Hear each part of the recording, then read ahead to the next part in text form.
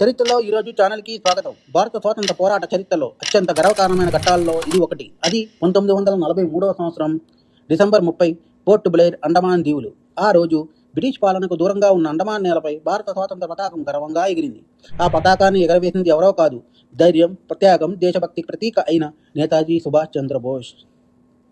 Japan సైన్య సహకారంతో అండమాన్ నికోబార్ దీవులు బ్రిటిష్ ఆధిపత్యం నుంచి విముక్తి అయ్యాయి. ఈ చారిత్రక సందర్భంలో నేతాజీ అక్కడ చేరుకొని భారత జాతీయ పతాకాన్ని ఎగరవేశారు. అండమాన్ దీవులకు ఆయన షాహీద్ ద్వీపం, స్వరాజ్ ద్వీపం అని నామకరణం చేశారు. ఈ పతాకావిష్కరణ కేవలం ఒక కార్యక్రమం కాదు, అది బ్రిటిష్ పాలనకు సవాల్, భారత స్వాతంత్రానికి సందేశం, ఆజాద్ హింద్ గవర్నమెంట్కి అధికార ప్రకటన. అండమాన్ నేలపై భారత స్వాతంత్రాన్ని ప్రపంచానికి చాటిన ఘట్టం ఇది.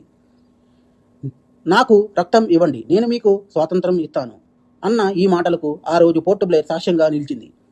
ఆజాద్ హింద్ సైన్యం గర్జన, నేతాజీ పతాక ఆవిష్కరణ, అండమాన్ దీవుల్లో స్వరాజ్య స్వప్నం, ఇవన్నీ భారత స్వాతంత్ర చరిత్రలో చిరకాలం నిలిచిపోయే అధ్యాయాలు. నేతాజీ సుభాష్ చంద్రబోస్ పతాకం ఎగిరింది, దేశ హృదయాలు మేలుకున్నాయి. కంటెంట్ మీకు నచ్చినట్లయితే మా ఛానల్ని లైక్ చేయండి, షేర్ చేయండి, సబ్స్క్రైబ్ చేయండి. మా ఛానల్ యొక్క నోటిఫికేషన్ మీకు అందాలంటే కింద కనబడుతున్న బెల్ ఐకాన్ని ట్యాప్ చేయండి. Thank you.